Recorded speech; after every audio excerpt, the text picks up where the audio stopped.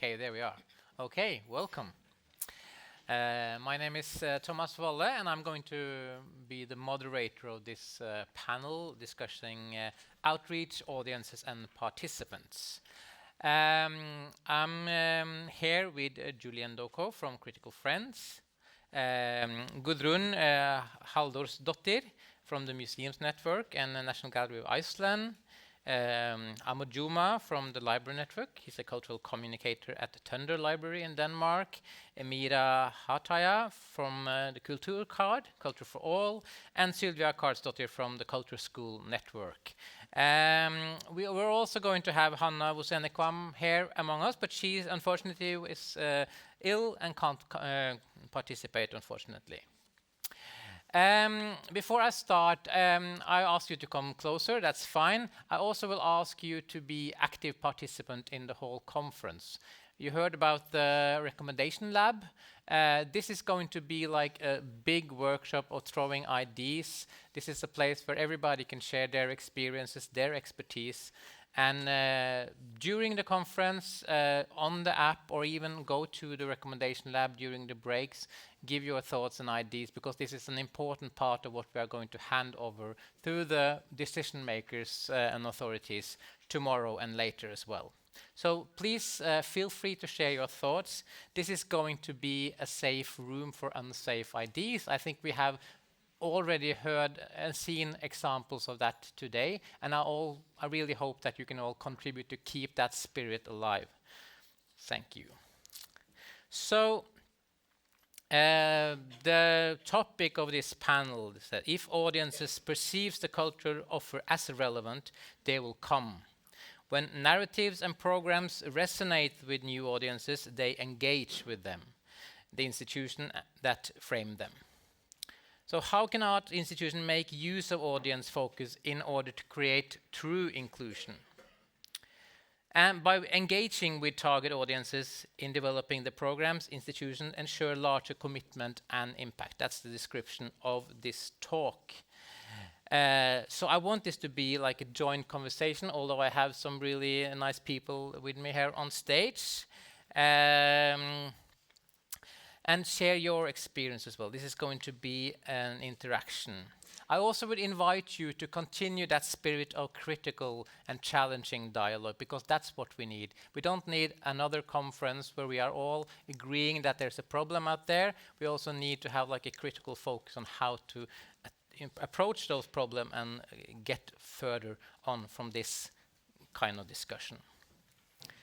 So, and also, since these are people from different networks, you will see that the networks have very different ways of working. Their experiences are very different, and the conversations within the networks, I guess, have also been very different. So you'll have like a mixed group of people here trying to, feed into this joint conversation. So I will ask then Sylvia to start by giving a short description of your network and who you are. Yes, we have met, the culture schools from different Nordic countries have met during those 3 years for a few times every year, discussing those questions that we are meeting around at this conference. And the network is called KIL, Kulturskolan som inkluderande kraft I samhället. The culture schools as an including power in the society or in the municipality where we work. And we have had a lot of discussions. We have also had critical friends, which has been a great gift to these discussions, and also researchers connected to the project. They are writing on a book now that will come next year, I think. That will be very, very interesting. So we had meetings with people from the culture schools, and we had meetings with the researcher and mixed, and all those, well, a lot of questions and a lot of interesting thoughts have come up. And I'm working as a leader of the Kulturskolan in Simrishamn in south of Sweden, and we've been a part of this project with from different people from there. I see my colleague Anna Karin, who is one of them, and also Carrie Danielson, who followed us as a researcher for a few years. So, yeah, I'm happy to be here. Okay, Mira? Okay, I'm also happy to be here. I come from Culture for All Service Finland, and we wanted to know if there are any other Nordic organizations that are doing similar work than we do. We have developed a culture card called Kaikukortti, and it is for people who have low income and they can't participate into cultural life, and there are many other social obstacles. And we found that there are Sweden, I have to look here, Kre Hälsa Dalarna and Kulturkompis. And then we found Norwegian partners, Upplevelsekortet, they are here today, and Kulturkortet Hedmark. And our network worked only last year for a few days. We met here in Oslo, beautiful Oslo last year, and discussed about similarities and differences, and we went to see European anti-poverty network here and beautiful Tønder Library, and then we made a list of recommendations for Nordic Council, and I'm here representing our network here. Yeah, Ahmad? Yes, hi everybody, my name is Ahmad Joumaa. I'm from Palestine and I'm currently working in Denmark. I work at the Tønder Library, and I'm also part of the Nordic Library Network, which I'm presenting here today. In the network we meet twice a year to share know-how and best practice on how libraries can provide services for ethnic minorities. We have been around now for 2 years, have had around 5 meetings, and we are currently running out of funds. So if anybody in here has funds, we'll be happy to hear from you. Yes. Okay, good. I'm Guðrún. I'm coming from Iceland. I work at the National Gallery in Iceland. Our project is we are working with immigrants and the Red Cross. And the Red Cross, they have a program that they are teaching Icelandic to the immigrants, and they learn it on Saturdays. So on Sundays they come to the museum, and we talk about art and art culture and the history of art. So we are connecting the Icelandic language with art. And yes, it's really nice actually. Thank you. Yeah. Okay, Julienne? Okay. Hi, my name is Julienne Doko. I'm a dancer, choreographer, based in Copenhagen, Denmark. And so I'm a member of Critical Friends, which is a group of artists representing the Nordic countries. And we all represent also different art fields.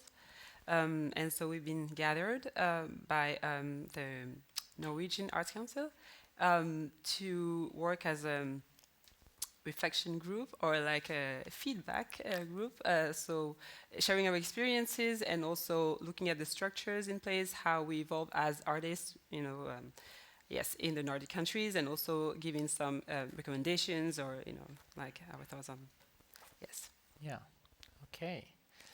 I'll just point out, Christina is on the side there. She has a microphone, so if you want to ask questions, I guess we can hear you, but since we are recording here as well, just give her a note and she will give you the microphone. I might be able to see you, but there's a lot of strong light here, so try to give Christina a note if you want to have a question, contribute to the conference. I was thinking about these projects. There's much about being relevant to the target group, to the community. How do you make sure that the offerings that you put on are relevant for the people you aim to meet? Would you like to start on that, Ahmad? Well, yeah, of course. Thank you for the word. Well, we always try to use dialogue, never to assume that we know what people's needs are and what they would like or have for wishes. We try to create a dialogue, speak with people, make focus group interviews, really to engage with the group that we're trying to service, so that we make services that are applicable and that they find useful, instead of just assuming. Sometimes we, in the cultural sector, we think that we know everything, and we have to be, I think, more humble in what we think people need, and really start a dialogue with them and get their opinions, and form services that are built on these opinions. How do you go about, searching out the group that you want to reach? Well, try to find them where they are. I mean, if they don't use the library in the first place, then we try to go to, if they have any unions, into the schools, language schools, or if they have community centers. Wherever they are, we try to reach out and talk with them and find them where they are, and hope that they think that we are interesting. Anyone want to? Yeah, I mean, we connect to the Red Cross because, the Red Cross is really functional in Iceland. They have a really good network around the immigrants. So we thought it was the best to co-work with them to get to this kind of group of people. And how are you then gone about, figuring out whether the thing that you are doing actually feels relevant? The immigrants were not coming to our museum. We did not see them at all. We saw, of course, tourists and Icelandic kids, but the immigrants did not they did not come to the museum. So we thought this was as a group of people that we really wanted to have in our museum, to learn about the history, also because we are collecting Icelandic art. So we have the whole history, in our rooms, in our showrooms. So yeah, this was just our kind of way to reach to them and have a conversation about art, Iceland, and the background. Yeah. And also to hear about what they have to say about their culture, to mix culture together. It's really important. Sylvia. Yeah, sure. Hello? Yeah. Okay. So I have a question for you, Guðrún. Yeah. Because maybe first I will introduce myself, what I'm doing here and who I am. So my name is Viola Ujazdowska and I'm from Iceland. I'm Polish born. And I'm here because I'm a part of the Multicultural Artist Network. Yeah. And I am also an artist. I am also an activist in Iceland. And I also have a MA in art theory. And I also have MA in fine arts. And I have some thoughts about your institution. Okay. And I'd want to ask you a question. I also want to say that I'm registered as an Icelandic artist. So my question is, how does it feel to be, in my opinion, as I consider myself a professional, one of the most exclusive and not accessible for immigrant institution and be a part of this conference? That's first of my question. The institution that only exhibit and collect white upper-class Icelandic artists that then barely minimum in context of diversity comparing to other Icelandic art institutions such as National Museum of Iceland, Gerðarsafn, Reykjavik Art Museum, that hold exhibition dedicated to construction and forming of Icelandic nation without even noticing an Icelandic new immigrants, that doesn't even notice the changes in demography. That I want to ask, how does it feel to be a part of an institution that didn't answer in multiple emails from a girl, Laura Nagoth, a student from Master in Art Theory at the University of Iceland, where she was asking you about data, about participation of the multicultural artists in your collection and in your exhibitions. Sorry, I'm really stressful. It's so important for me because I'm working with this topic and working with inclusion in Icelandic art for a really long time. And this topic, this email was really necessary for her research. How does it feel that it's an institution that staff is only Icelandic and only foreigner workers is a cleaning team? your program is teaching language for refugees, but like, do you see us actually like new immigrants that you were talking in this this publication? I feel like you don't see us as participant in arts as an equal professional, and we are. There's plenty of them because Icelandic nation have right now 13.4% of immigrants or people of foreign origins, and I just feel personally offended that you are here, and I feel like it just shows like how we are invisible for you, and I'm sorry I'm emotional, but like it's so important for me. Oh, okay, I'm so sorry that you feel like that. But of course we want to do better and we want to enlarge this project a big time. We don't only collect Icelandic art, that's not true. Actually the first things that we collected were from Denmark and Norway. So we are still collecting.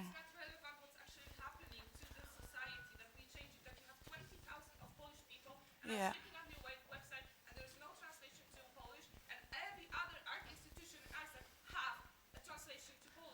Yes, we are actually doing also changes too. Yes, we do. We do it actually. But yes, we are a small museum actually. We only work with 12 persons, so we are very small. So we are trying to do our best and also make it larger for all the immigrants actually. And of course, collect more art from all over the world. Okay, thank you. We have another question from the audience. I think we just. Yeah, this is not a question. This is actually a comment to what I just heard. My name is Saunet Sparel. I'm an actress.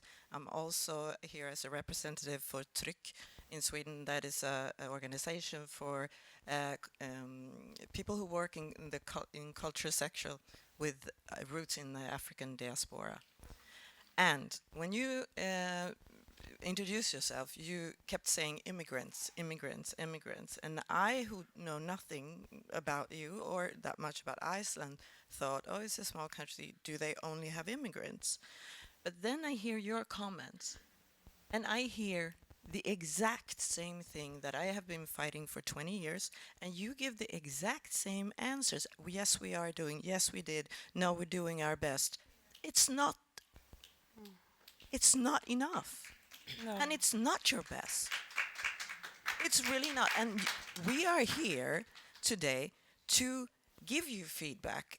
And I am, after 20 plus years, so tired of hearing the same excuses of not seeing myself represented.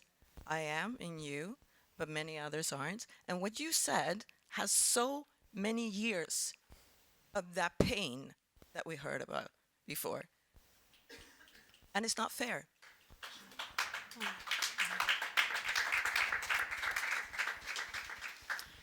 Okay, does anyone want to contribute to that? I mean, we are all here sitting, we were talking about it earlier. I would suggest you have a meeting very soon and I would decide a time really and like place to meet you after this meeting and just have a talk. So we can go through this. I've actually just been working at the museum for 3 months, so I'm new at this. So I'm getting a lot of bumps on myself, but I really would love to work more and learn more. So I think we should sit down and have a meeting and just talk to each other. And maybe we can just work together. I think that would be the best thing.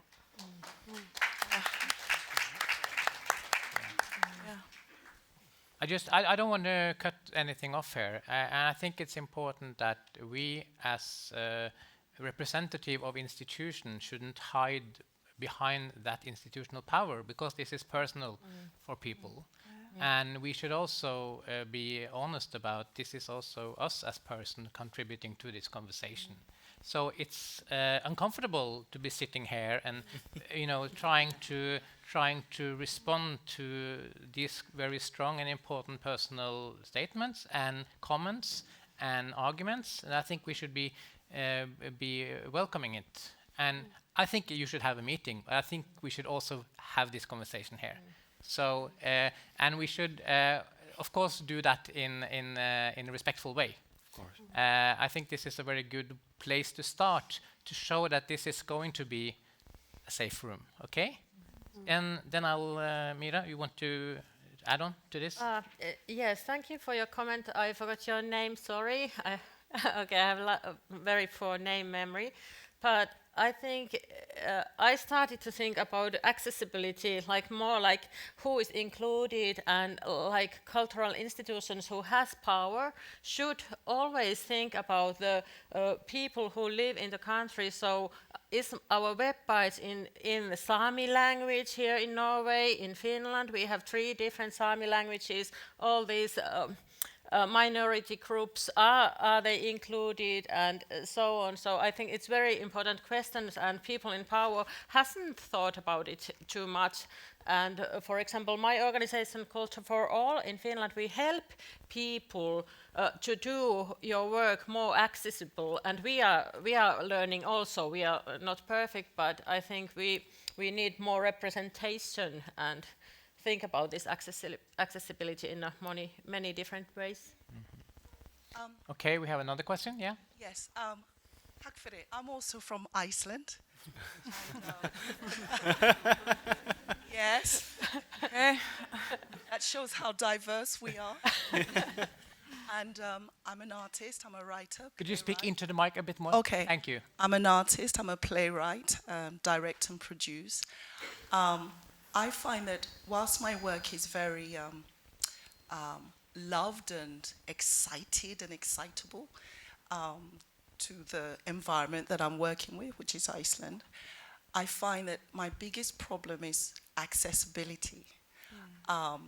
So on an individual basis, it's all great, but how do I make that, give it a wider voice, a wider audience? And even the Icelanders themselves say, oh, this is so good. Why don't you take it to the National Theatre? But that is where the issue lies, from the individual Icelander permitting it to the institution permitting it. How do we make that journey? And I would like to possibly naively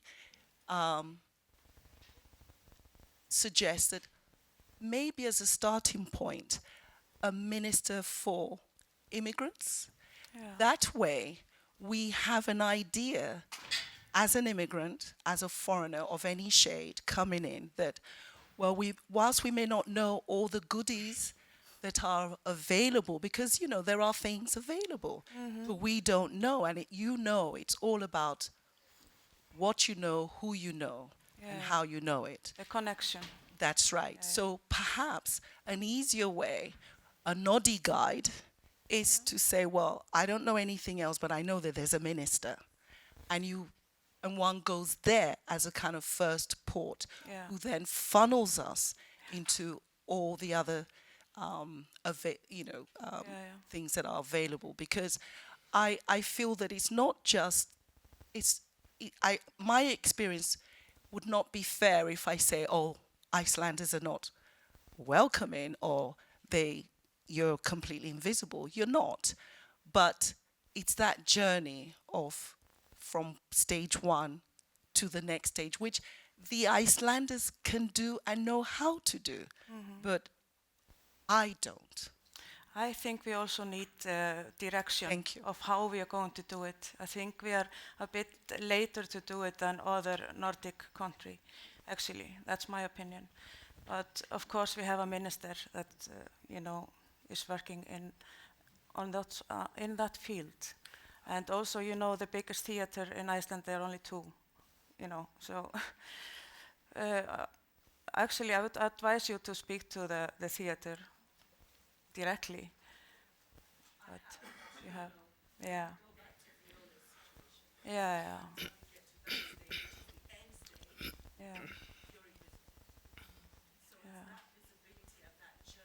No. Guarantee that at the end of your quest, there's actually some.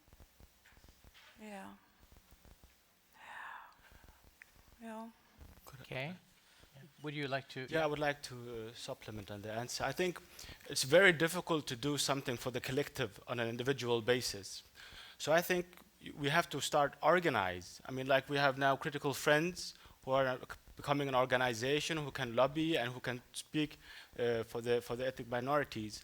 I think we need many more of these kind of groups and these kind of unions, so that you don't stand alone with your voice and your individuality, but that you have a collective, you have a group that can support you in your way to get where you want to.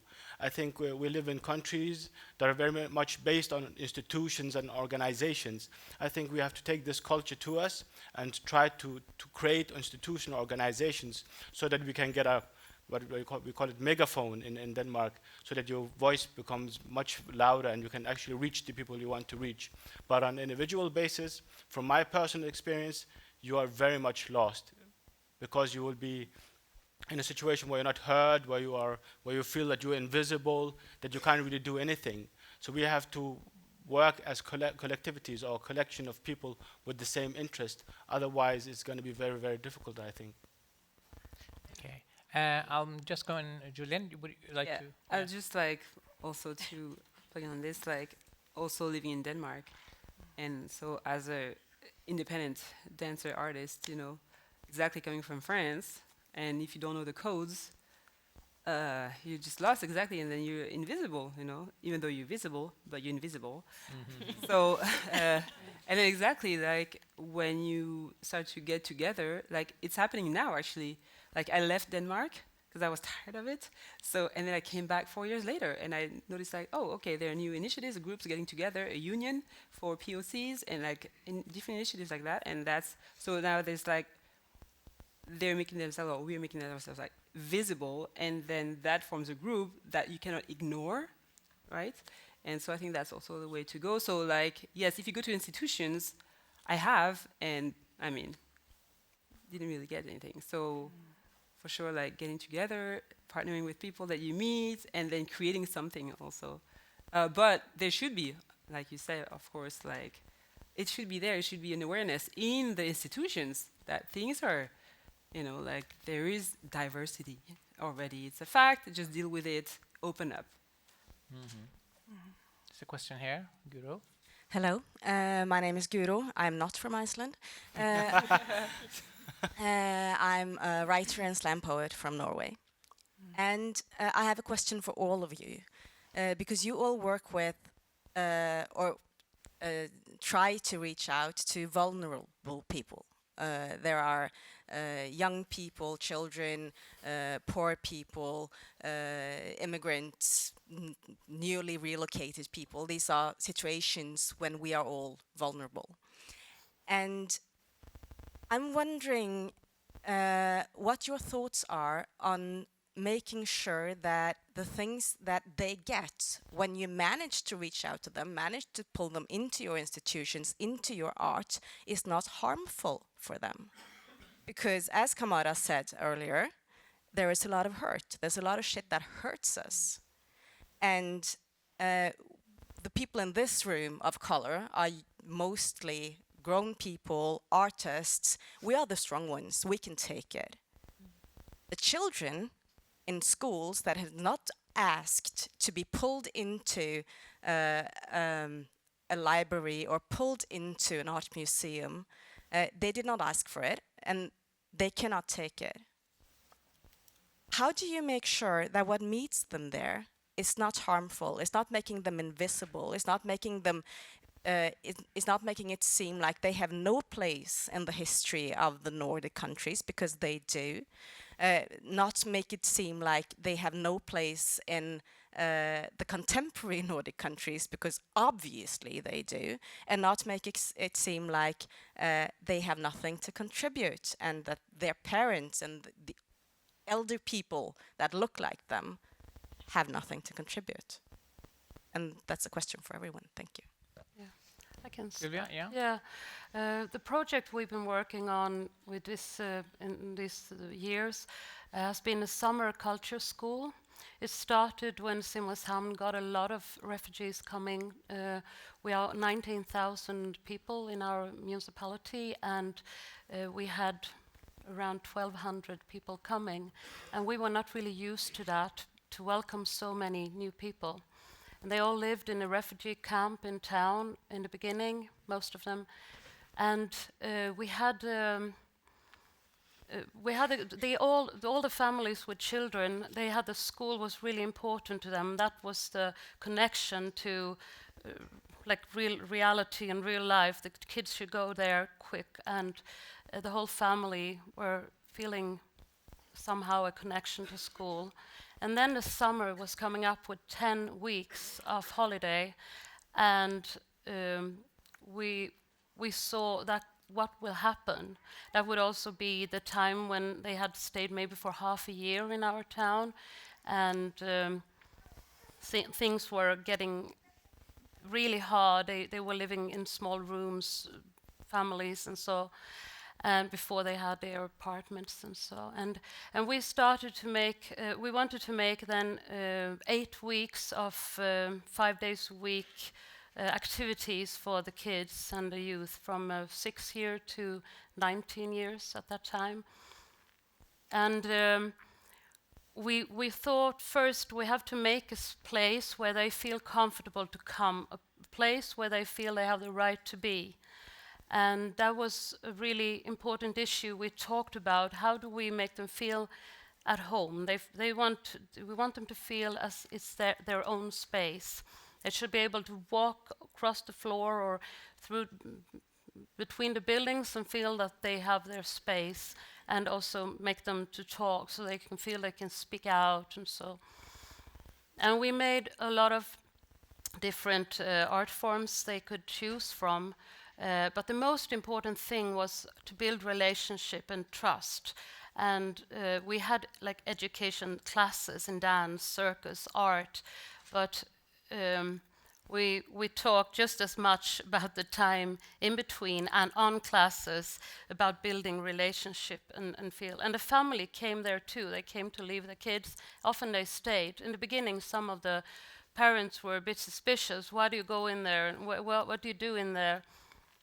We actually chose not to let the parents in there in the room, because some of the kids didn't have their parents, and some kids didn't have an adult to bring, and we saw it was better balanced to let them meet together.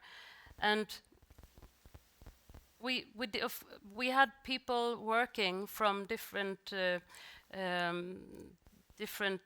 cultures, and we tried to make a diverse working group. We also had a woman, Lena, who was living at the camp at the time, who worked with us. She became kind of a superstar at the camp because she knew everything about the summer culture school, so they went to her and asked. And it soon grew, and it was of course open also for Swedish kids and kids from all over. And the first summer we had 280 kids registered at this activities, and then we continued with this. This summer we had 400, and it's how do we know we do the right thing and not harm them? I think building relationship, building trust, we have a long way to go, because every day is a challenge in this. It's so easy to slip down the side, but what we need to know is that together we work for coming up again together. All of us, so making us into a big group where everyone feels safe to be. And I want to connect this with another thing that's really important, that the society have places where it's natural for us all to go and feel equal. The post office used to be that, a researcher told me, but they have put them all out in Sweden. I don't know about in Norway, but IKEA has that part now, actually, from researcher. I think we can. We just have to be very aware of that. This is something we have to work on. We have a situation. I mean, we have to really work hard every day, and we are not there yet at all. But we do our best, and we continue. Ahmad? Well, I think the libraries are quite ahead in these kind of things, actually. We, as a cultural institution, we have been dealing with ethnic minorities since the 50s. The way we work with inclusion and try to not harm people by the services we provide is that we try to reflect the different cultures that we have in our local communities in the books and the materials we buy. On a personal level, the way I work with the ethnic minorities is by trying not to speak about them or speaking on the behalf of them, but giving them a voice that they can use to talk to the people and to express themselves. And I think this is more the direction that we have to go in the future, to empower people so that they are not harmed by the services that we have, but they can in fact be part of making the services that we provide.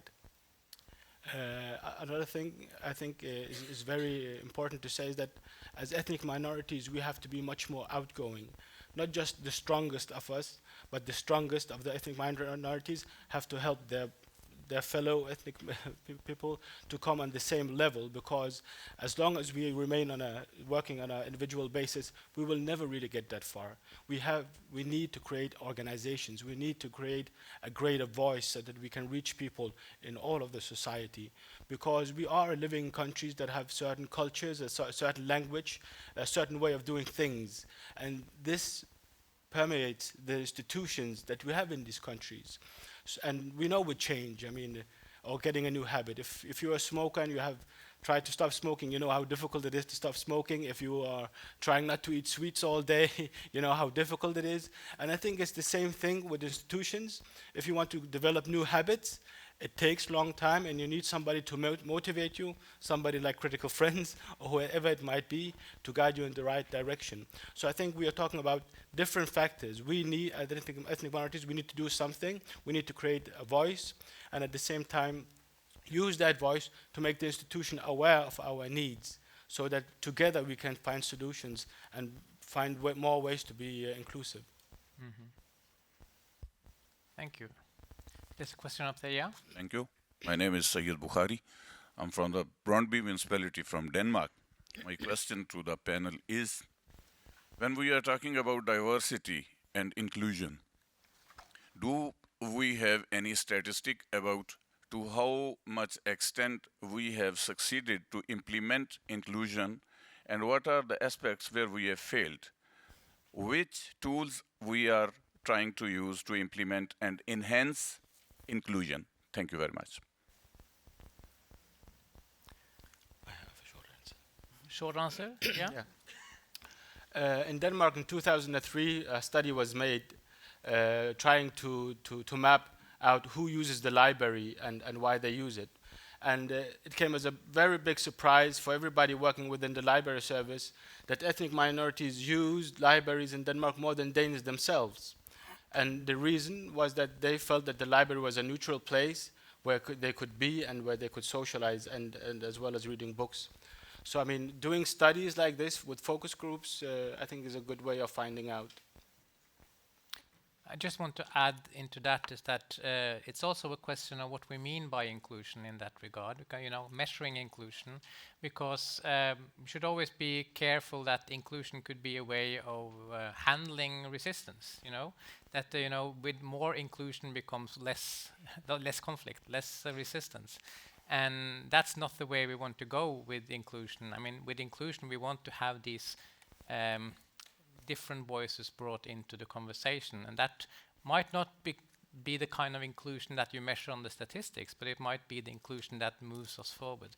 I think that's an important thing to keep in mind when we talk about that. Yeah. There's a question here. Yeah. Yes, my name's Nick Dahlström. In this context and the theme, I've been a festival general 3 times now for a multicultural festival. This has been based in Sweden. Just that, and this is a question I would like to raise to the full room. We have found during these 3 years, even though we've had a very interactive as well as performative program with a multicultural aspect, we have not managed to reach out to the audience to get them to come. We have found that if we narrow and focus on like one target group or one cultural group, and we provide a program, they will come, and we get a lot of people. But when we try to go for Mångfaldsfestival, it does not attract, or we haven't managed. So we've been a little bit puzzled that for the third time we've tried and really to go down and see what is the meaning message, how do we've talked with all the locals and we sort of involved that. But we're still puzzled thinking, how should we move on? And do we have to change the name? Is Mångfaldsfestival multicultural, not a audience puller? Or what is it that we are failing? So this is just a question I would like to raise with the room. Thank you. Thank you. Anyone in the panel or yeah? No? I mean,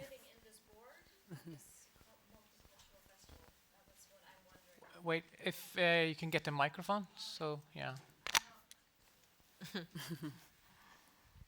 I'm just asking who is curating, because I've seen a lot of festivals in Norway, Arabic film days and all of this, and it's just white people who are curating this program. So I'm just wondering who is sitting on this diversity festival of yours, you know. Yeah, we have a board of about 10 people, and we have at least 8 different nationalities of all regions of the world. We have at least 4 or even 5 different religions represented, and as many art forms.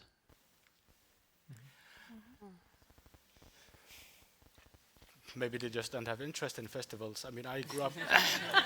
I mean, I grew up in Denmark, and I have never been to a festival. I mean, so I think sometimes it's not about the effort that we make, but maybe just the interest is not there. Then we maybe have to try to include them. I mean, it's not that we have to be everywhere, because as a person, it's not that you like everything. Some things you choose and you are part of, and some things, no matter how hard they try to make you come, you're not going to visit the opera because you don't like opera. And I think it's the same dynamic when we think about ethnic minorities. Something they appreciate, and you don't even have to run for them. They will come by themselves. And other things, I mean, no matter how hard you work for it, they will not come because there's simply not an interest or culture of doing this. And my personal example, I think, is quite saying. Okay, we have several questions from the audience now. Hi, my name is Sylvia Carlsdotter. I work as a dancer and choreographer in Oslo. Well, I just want to say something about the institution. I went out of the art school in Norway in 2007. And I've been working since, and I've joined a lot of different institutions, and I felt really lucky to get jobs in the theaters and stuff. But the thing that Guru was talking about, this, how does it affect you to be a minority in the art field? So I was really happy and always feeling privileged to have a job as a freelancer.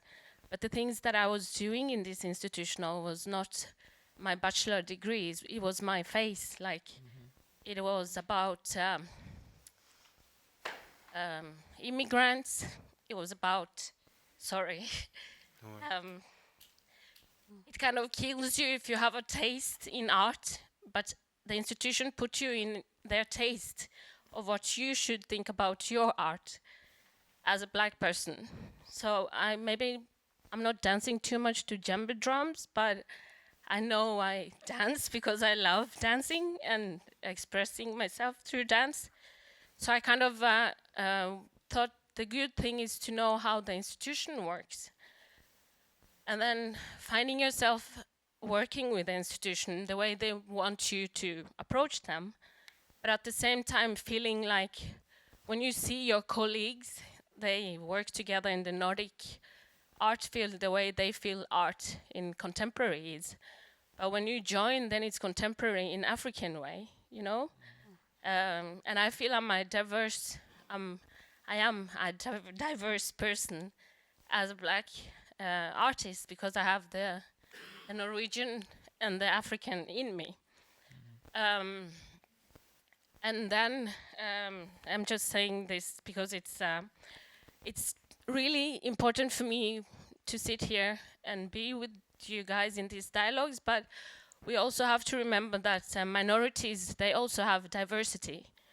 Africans don't think like all the Africans, or Polish people don't think that all Polish are the same. We also have taste that maybe can combine to what you guys find as taste in music or whatever.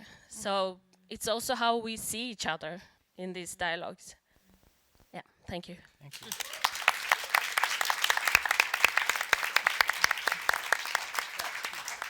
Julienne? Well, I guess I have to connect here. I just have 4 people, and then you're number 5, 6, 7. So it's not that I don't see you. I just really try to remember the order. So please excuse me if it takes a bit of time. Would you like to say something more? Yeah, no, Julienne? I was like, Somebody remind me who's next. Here.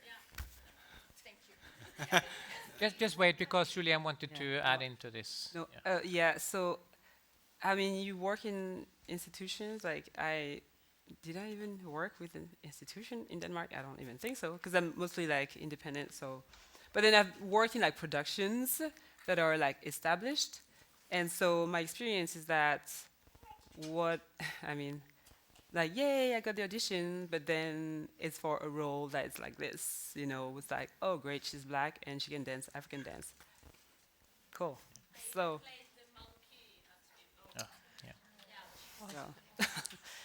yeah. That's tough. No, so yeah. But I just wanted to, because we were talking about this in the break, about Critical Friends is a good example of creating a platform. You are chosen in there because of your diversity and your otherness, but inside that space, you're able to, you know, come with your taste and your thoughts and your creativity. So we need the both. We need to recognize the difference and then create these platforms where you can then share your taste and your art forms.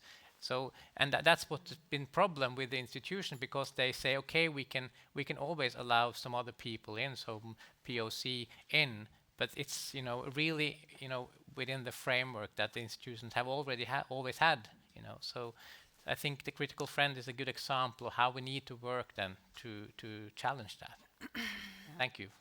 Yeah. Alexandra? Hello, I'm Alexandra. I'm the director, a white festival director from Oslo World, a music festival in Norway. But I have an immigrant father from Argentina, even though it maybe doesn't look like that. I just wanted to say that, as many of us in the room, we have been to these kind of conferences, Innspill, seminar, and a lot of things.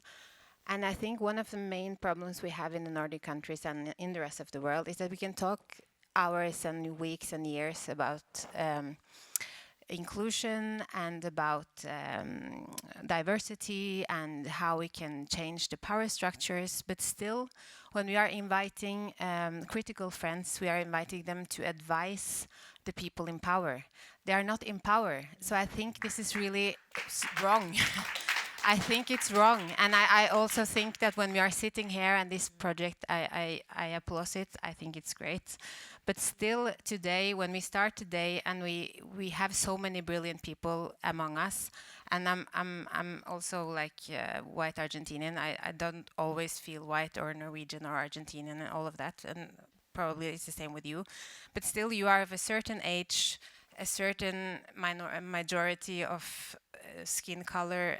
If I would just look at you like that, I was thinking, where is the young person? Where is the, you know? And if you think about who is, you know, 36. So I work a lot with the balance in the music industry, and it's really unbalanced. I can tell you a lot of numbers and facts, because we have a lot of facts in the music industry. 2% of all works written and performed in the classical field are written by male. Women, only 98% are written by women. You know, there are so many numbers that we are unbalanced. Still, people can talk today at the radio, whatever, that say that, yeah, in Norway, we have so many pop music female stars now, Aurora, Astrid, blah, blah. It's really getting balanced. It's not. And when we are here, and we are sitting here, and we are still talking about migration that happened 3 years ago, and including refugees. I work with that. I really think it's so important, but we are talking about a country that has migration for many years, for many, many years, and it doesn't show in the power structures. This is a huge problem. So we have to hire, we have to hire people in our staff. So even I'm white and I'm the director of Oslo World, and I'm probably been it for too long. I have directed the festival for 14 years. I'm so sorry. But my staff is diverse. It's from many parts of the world, and we really have to work to get ideas from people that can move us forward. But I think really in Norsk Kulturråd, we need to have more diversity inside Norsk Kulturråd, not with a creative, what you call it, critical friends. You have to be critical inside. Okay, I guess that's going to go up on the wall of the recommendation lab. Yeah. Can I say something Yes, about sure, that? sure. Thank you. It's not about my project, but in Finland, in Espoo city,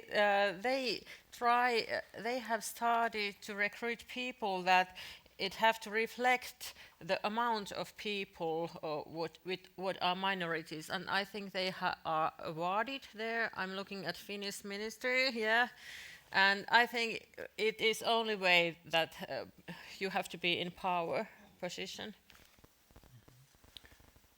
Okay, yeah. Hello, my name is Ned and I work for Norwegian Film Institute. I'm originally from Bosnia. Came to this country as a refugee, and I very much agree with the last speaker from the audience. We have to change the power dynamics. I've been working within Norwegian Film Institute for the past 12 years, pushing this in different aspects.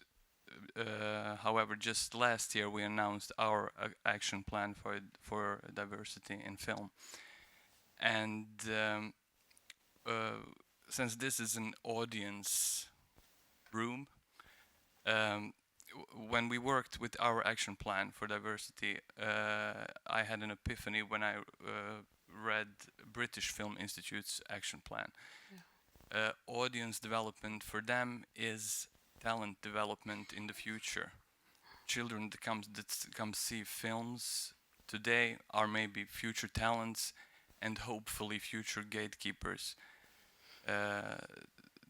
So I just wanted to share that, and I very much agree that we have had refugees and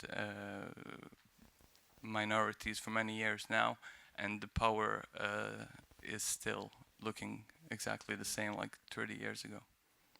Thank you. I think I have Can a I say short answer. Sylvia, yeah. Yeah, I want to connect with this meeting. The children early also give everyone a possibility, because we also have the socioeconomic weak families and kids with special needs. And the culture school today, if I look at the Nordic countries, in general, the fees are in many places very high.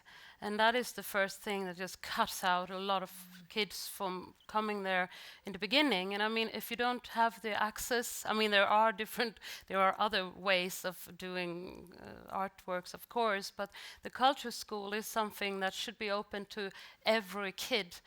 And they all have different reasons of if they don't participate. Of course, it could be they are not interested in the arts, but there are so many individuals' reasons for not coming, and we did it in a special needs school. We did interviews with the kids, and there were reasons we couldn't have thought of. One girl, she really loved the arts of drawing and painting, and she loved to come to the culture school, and we are a really small town and hardly any traffic at all, but she thought there was so much traffic outside the house where we were, and she was afraid of coming there. And we're like, oh yeah, that can be a reason. We could never think of that. So and someone else I need to look after my little sisters and brothers, and another one, I'm not allowed to be out from the home after 6 o'clock, or someone. So many reasons, or I can't go with this group. Well, we just need to get every individual reason. That's what we felt, that we need to find every kid and see how can we work to make it accessible for you. Because if we don't start there somewhere that it's actually possible to go there when they are 6 or 5 or whatever,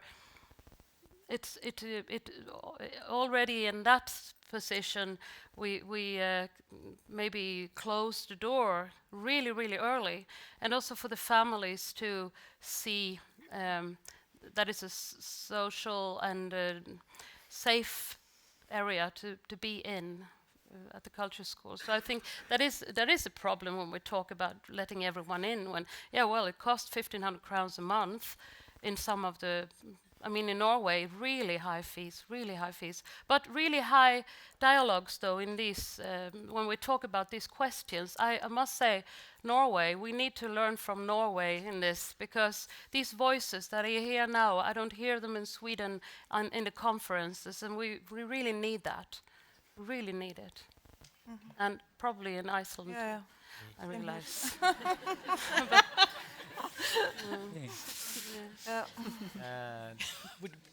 I would like to comment on because I sense a common theme about the notion of power and how to get power and how to influence people in power. I mean, I did study politics, and for 3 months we just studied the notion of power.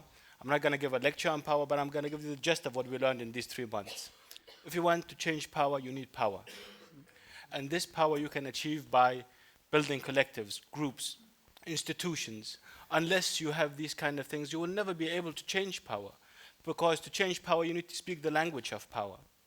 And I think this is a very ambitious thing to talk about, but I think we really need to move in that direction and use these kind of forums that we have today to express the concerns and the fears and the feeling of loss one feels when you are meeting with a board of very powerful people.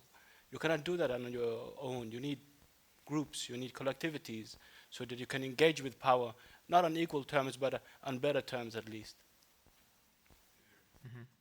Okay. Oh, shit. Okay, there's a question up there, yeah? Hi, my name is Samuel. I'm from Stockholm, Sweden. As if you don't know where Stockholm is. I work as a curator, a culture producer, and amongst many other places, I work at a festival called Cinema Africa Film Festival, which is an African and African diaspora film festival. But my comment/question is, I did not come to this conference to be held responsible, because this is the time where we held the institutions responsible. This is organized by tax money, you know? This is the tax money that we pay Nordic countries. So my question is, out of this, the justice perspective, to outreach means to facilitate, and that facilitation requires money, hiring the right people, and that money means hiring the right people.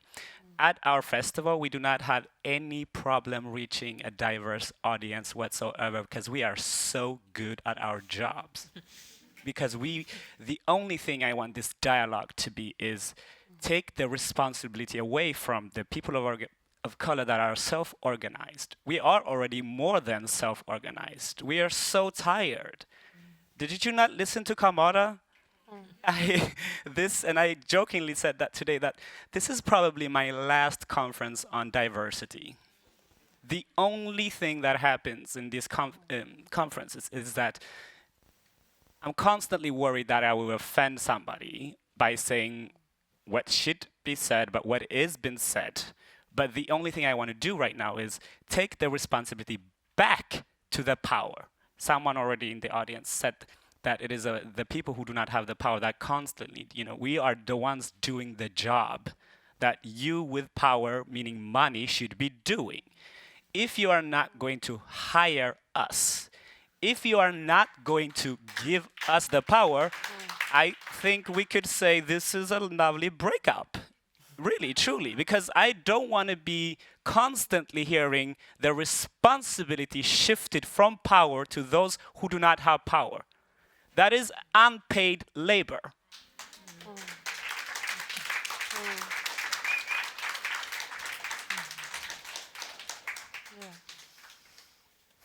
Thank you. That was great, because my question follows on from that. Talking about unpaid labor. Last year, I put on a big production of my work in Toronto at the Baydale Theatre. for the Xhosa Society Conference, because my work involves translating, adapting Xhosa's Canterbury Tales from medieval English into current-day Nigerian society Pidgin English. So I was invited by the conference to do this, and I felt and thought that all the infrastructure, help, everything will be there for me when I arrive. And actually, and then I was also given somebody in position of power who knows everything about Toronto, America and everything, you know, the expert, to help me, to work with me, manage everything. And it became a power struggle because it quickly turned out that the expert absolutely had no idea. And so I was left in shock, not having any actors, etc., ready to get on with the work. I had to then jump into the street of Toronto and start looking for the Africans. Pulling anyone and say, can you act? Do you want to act? Do you want to do this? And by the end of the entire program, I did manage to successfully put on a production and everyone thought it was wonderful. But it left me so tired because, like the gentleman said, I ended up doing the work of the expert, the white expert who knew everything. And to just tell you how ridiculous it was in microform in terms of the costume, the clothes. This is a Nigerian production to show the various elements of the society. I've just come from Nigeria with a whole costume of clothes. But thank God I was able to do that because I was taken to the dress where I can get costume. And they are costumes of, well, anyone who's done a stage production, when they show you the costume room, there was nothing there to reflect what I had in my mind and what the play required. So I'm just saying that it's time the people in power realize that they have academic power or academic knowledge. But when you're talking expert, there's a difference between academic expert, armchair, and practical expert who lives and breathes this very thing that a study has been done about. So wouldn't it make sense to respect that and acknowledge that and say, okay, I might have the paper, these people have the entire skill up their sleeve. And that should automatically give us a space on any panel, on any decision-making forum. But it doesn't. So we end up doing unpaid work plus the work we were supposed to do, and we get tired. And guess what? What it means is that if your recovery phase should have been a short time, it takes 1.5 years to recover just from the onslaught of the amount of work that you were left with to make sure you achieve the work you were given to do. Otherwise, we go back to that board of, well, you know, we give them this and they can't deliver. So what do you expect?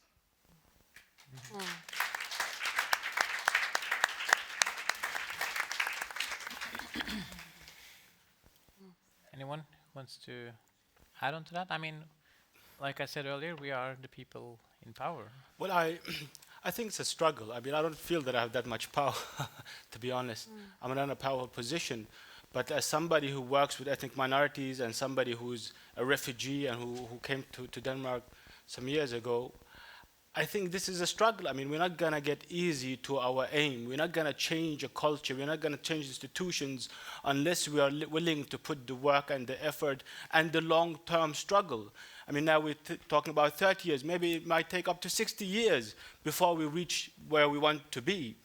So it's not a question of taking responsibility from the people who are in power, but it's empowering ethnic minorities to be more aware of how to engage with power.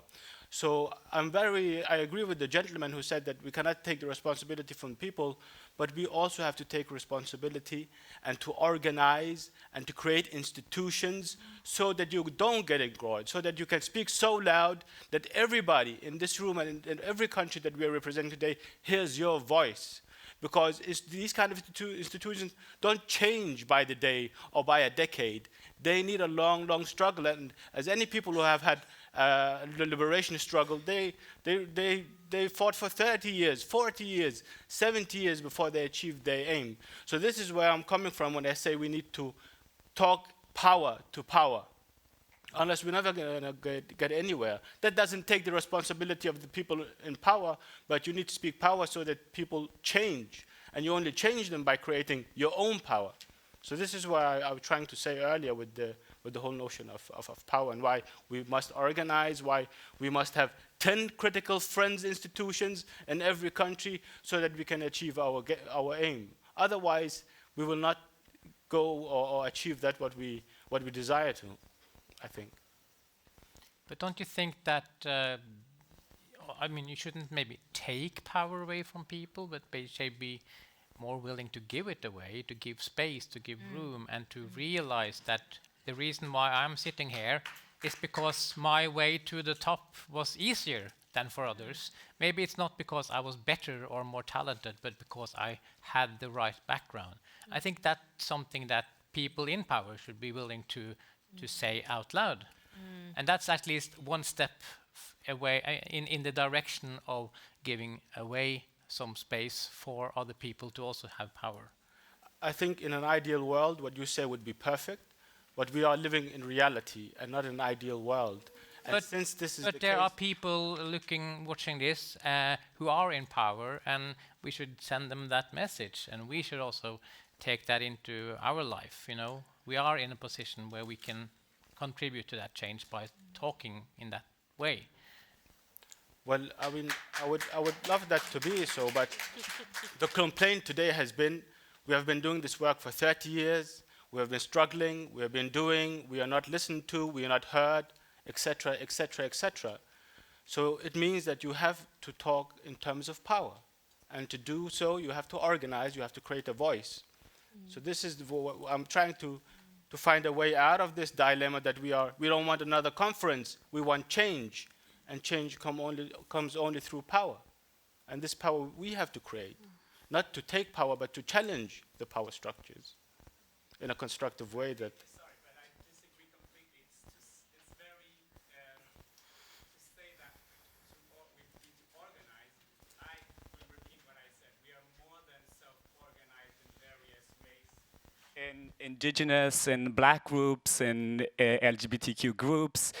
We are more than self-organized. The problem is that sometimes we become the trend, some of us. And that trend comes and sits in the panel, comes back maybe, and then the problem with trends is that trends pass by. People don't pass by. And we never get to be hired. We do have power. Speaking from a very city-centered for Stockholm, and my perspective is that the black community, we're very, very well organized. We do not lack power in that sense, but nobody's hiring us. We might be at tastemakers and panels, but nobody is hiring us with our amazing knowledges of everything and beyond. So for me, I think to say that power speaks to power, it does not, because we do not have power. We have a lot of self-organized movements. So, for instance, art councils, grant givers, for example, Konstnärsnämnden in the Swedish context, I don't know how to translate that for all of you. The people who sit in these reference groups, those are the ones I want to target, for example. The people who sit in the film institutes, the people who are going to curate at Moderna Museet, the people who are going to decide. We lack power there. We do not lack power in terms of organizing ourselves. Will you hire us? Yes, please. I need a teacher for trombone and trumpet next autumn, so please come. If there's any. Hi, it's Suleka again. I'm just going to talk about the power that you were talking about, because when I studied, I was thinking having a bachelor degree in Norway in dance, it's power. So you take the degree and then you study, you do the experience since 2007.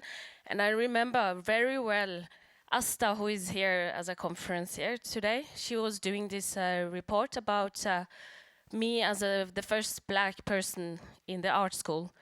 How does it feel? Do you think it's a privilege for you, or is it going to be a problem for you to be black? And I didn't understand that question before 10 years later.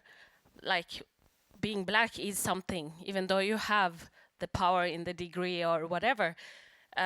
Being alone in the field is also quite difficult. Now I see more and more black people in the dance field, but when I was finished in 2007, with all my heart, I was the only black person in the school. And I remember I looked at my friends as colleagues, and I was thinking, we're going to work in the field together, we're going to dance together, we're going to do stuff together, this is going to be so fun. But my path was already made, I felt, because my path was being the one who is going to, in Norway they say bane vei, make room for these other people coming after you. And I will try to be, tell, like, okay, power, I have maybe 10 years left as a dancer. I don't have 30 or 60 years to get the power to tell my story. Also.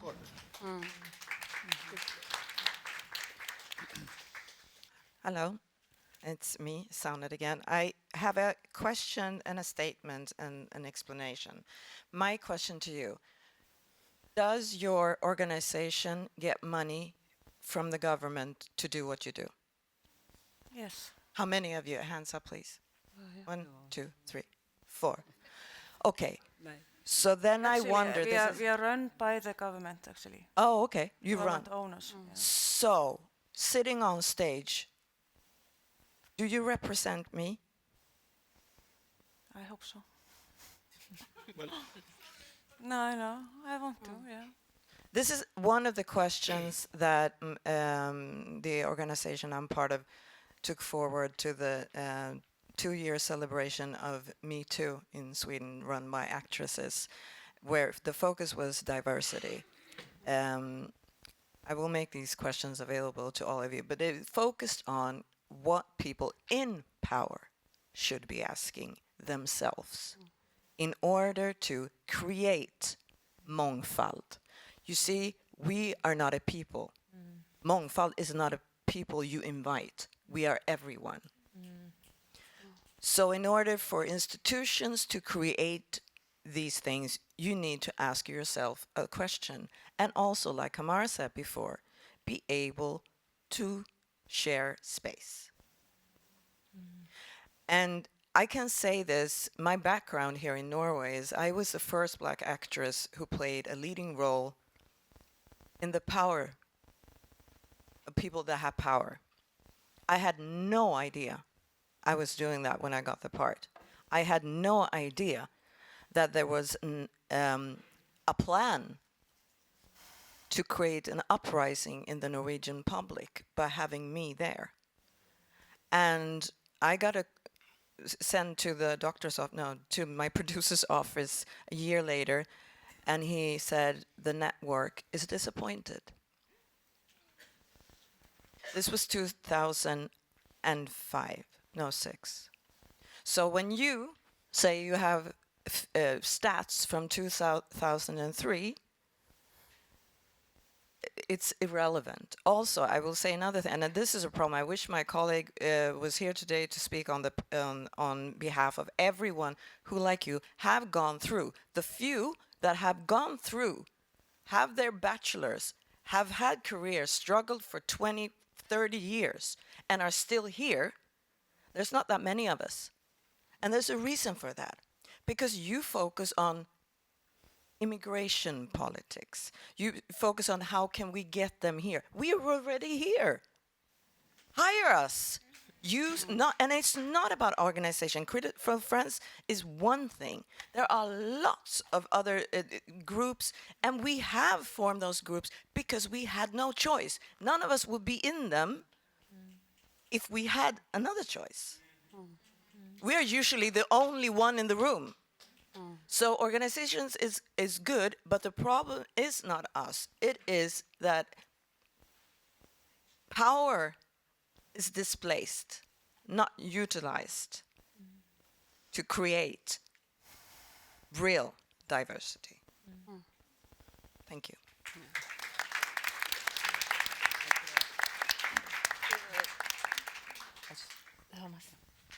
Just there's another question there. Yeah. Actually, it's not a question. It's I'm going to ask you all something. Hi, it's Guðrún again. I was wondering if the audience could please do me a favor. Every one of you. If you have a pension plan, could you please stand up? Could everyone with a pension plan please stand up?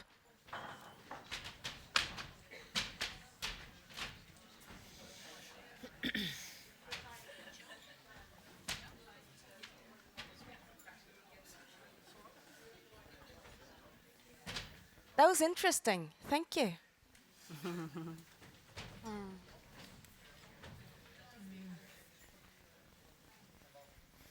Yeah. Okay, can you answer? Do you want to say something? I just want to answer. I just want to add something about this kind of a trends when it comes to people of color, minorities. For example, when I work with some institutions and some projects, I feel like I'm a token. Like I'm just because we have this 20,000 of weird people with weird names in the bat, and they used to be they mostly are cheap labor for Iceland, and it just like some institutions. Like I had this talk in Iceland that they invited me for a talk, and they said like, "Hey, we got the money from for like a multicultural thing, and we heard that you're doing something. Can you do it?" And it was just they weren't interested what I actually want to do, it's needed. It's just like we filling up the boxes. We are just the tokens. We want to look good, the institutions, but we don't want to have a dialogue. We don't want to have conversation with you. We actually don't care. We don't treat you equal because I don't know. We feel like you don't belong here in some points. And it's just, for me, it's kind of shows how the structure of powers are working, because many of us here, we are really professional, educated people, and we are not being hired, and we are not include the structural powers. So. Yes. Can I say something? Sylvia, yeah. Yeah. Okay.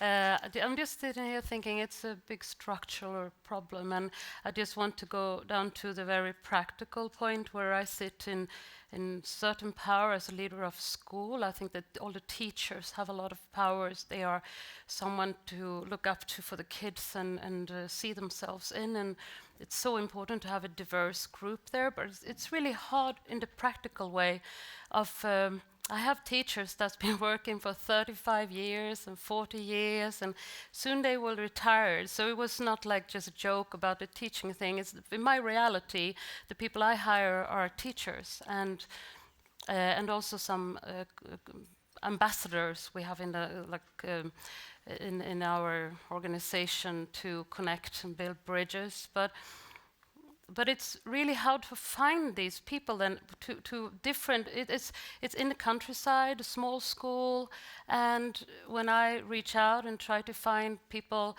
with those certain educations, it's not so easy. And I heard Kamara at Arendalsuken, Almedalsveckan here in Norway, 1.5 years ago, and I was like, just like today, really like, okay, what can I do? I've been a leader of this school now for quite some time, and I realize even though if I want to do well, I'm burning for these, to do good and try to do it as best as I can. It's so hard, and I was just thinking maybe I'm the one who have to move away from my job, and still I feel I got a lot of more things to give in, but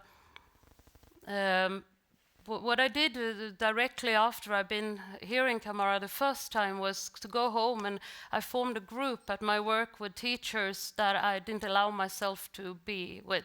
I said, you have meetings, I will not be there. And my colleague also, closest colleague, I told her also, keep away, because I want to see what happens when you are not influenced at all by me. Because even though if I just sit quiet in the room, I realize, you know, you have impact anyway.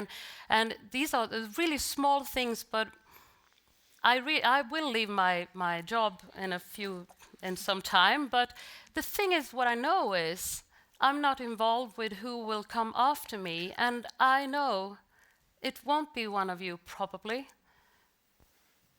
And how do I change that in my position? And with the political development that's going on now in all our Nordic countries, we need to work fast in the culture institutions. We don't even know if they will be there after a while. And this is really painful. How do you do this? So when Kamara says carry this burden, I'm just thinking we, as human beings, we are, the thing of being a group to help each other is a very natural thing for us. But there is now a really big threat coming in, and it's really hard to stop, and it's bigger than this conversation. It's something, yeah, that makes me cry. And we need to keep on working on all these levels, but we, together, what are we doing? How shall we do this? I think one suggestion of hiring people into your institution, because there's something about, you know, I don't know if it's a good word to use, but grooming someone so that when you leave, there are the people in place from this room or rooms like it that can take those positions. Because part of it is access and getting. I'm really trying to do that, but then I know the politicians and those who will hire the one after me, if I don't have them on that side, they can destroy this organization really quick. They are already now shutting down culture schools' budgets all over. And they can do it quickly, just one year budget. They tell, no, well, let's close this, it's not important anymore. And then, you know, so it's, but I think we can do it, you know, but it's really hard. It's like a practical hard thing, but yeah. Julienne? Yeah, sorry. I just wanted to say what she said, like just about, yes, exactly. I, at some point, was in a meeting with the Danish institution, and so I don't get to be in those kind of settings like very often. And so I had to do a presentation, and then I actually took the opportunity to talk about what's happening now. What are the organizations, collectives that are actually like popping up, getting organized to counter this lack of, you know, diversity. And so I took an example of a festival that just curates only POC art. Right. And so I got an answer that was like, oh, but that's very extreme. That was the reaction. That's very extreme. I was like, excuse me, but the situation is extreme to begin with. So if you have, that's a reaction to the extreme situation. And that's also to understand, like, when it's really like, exactly, like, the situation is so like bad and extreme, of course you're gonna have a reaction, like people getting organized and well organized, and they're gonna be more and more. So it's also about like not understanding how things are working, and in that sense, I felt that it was like they wanted to keep the control of how it's going to evolve instead of like letting it, like giving space so that we can also decide how it's going to evolve. No, we want to control. So we want to have, oh, this person, okay, you look good. We're going to bring you in. So we take you in the system so we can control you instead of giving space for real so that actually other people can decide where we're going to go. So that was my impression of that, and so I think that's also a problem in the institutions. Thank you. Yes, thank you. My name is Mu'taz Al-Habash. I run two projects, culture art projects here in Oslo. I came since 5 years to Oslo. But I'm wondering, any one of you really work in Norway here, or all of you? I work in Denmark. Yeah, but I was wondering why Norway, why there is no one to present Norway and No, well, we had one panelist who had to cancel because she was sick. Okay. Anna Vusenekwan. Yeah. I was wondering about that. Yeah. It's so obvious for me that there is lack in understanding between us as a newcomers and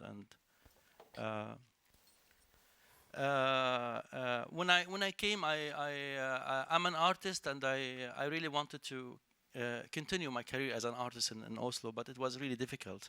So I didn't know the way to how to apply, where are the exhibitions, who are the artists. It was really difficult for me to navigate and to find the way. So I made the project. It's called Harudar. It's just to help to provide the newcomers artists with information and to make them visible within the art field. When it comes to power, I was thinking about myself when I came 5 years ago, what kind of power I had. Like nothing, you know, I didn't have the language. At the first 2 years, they were all talking about, first when you learn the language very well, and then you will be well presented to the society, and then you will go on and get job and so on. And now I'm hearing people that they are being born in the countries, and they are speaking language maybe better than the indigenous, but still the problem is the same. So we have, what I wanted to say, that we really trying to do our side, our role. Like, we learn the language, we try to be active, we engage to many things, but when we feel that there is no results, we feel disappointed, and that doesn't help us at all. So when it comes to power, I'm really wondering about why should I have power? Why should I have power to tell you that I'm doing good thing? So if I diagnose whatever problem and I tell you that there is a problem here and we have to fix it, why should I have power to convince you that it is a real problem here? I don't need power, man. I live in Norway, for example. Thank you very much.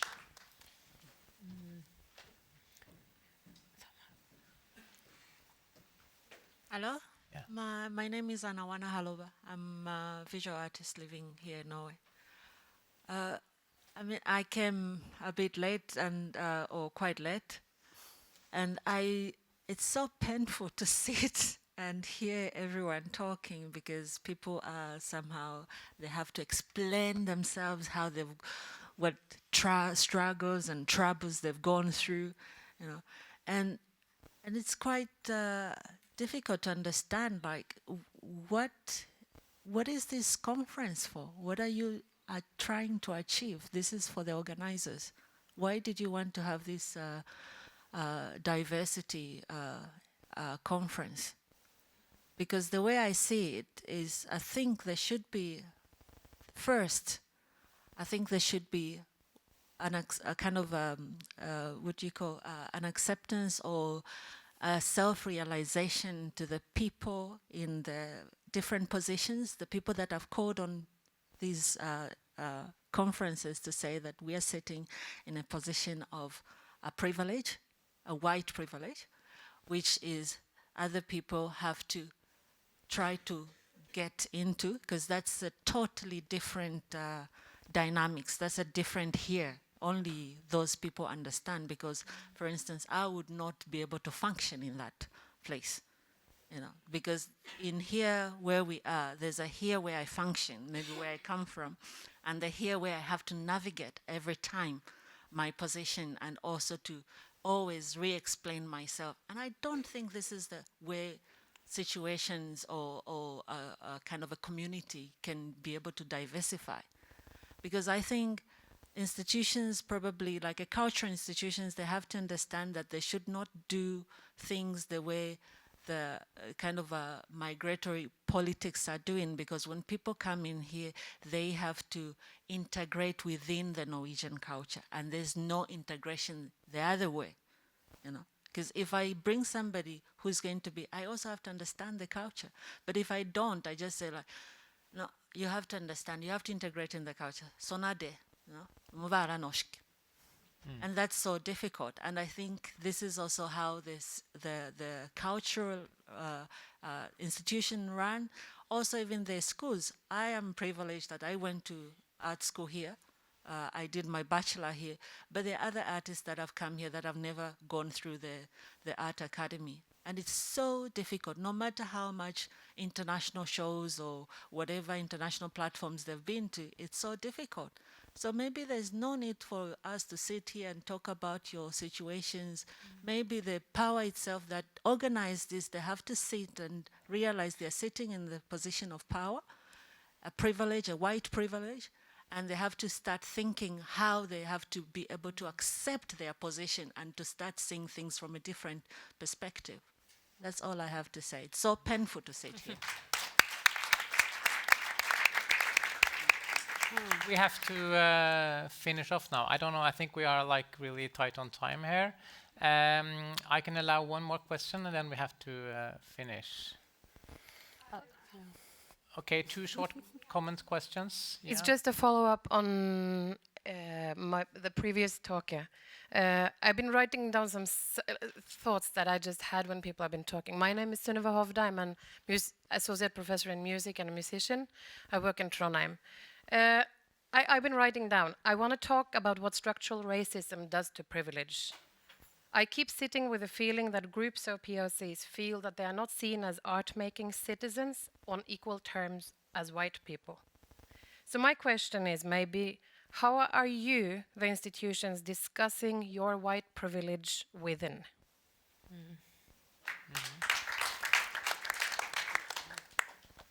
And final comment here, and final question, and then we can I would like just to... Just wait, just Okay, take the last question from the audience first, please.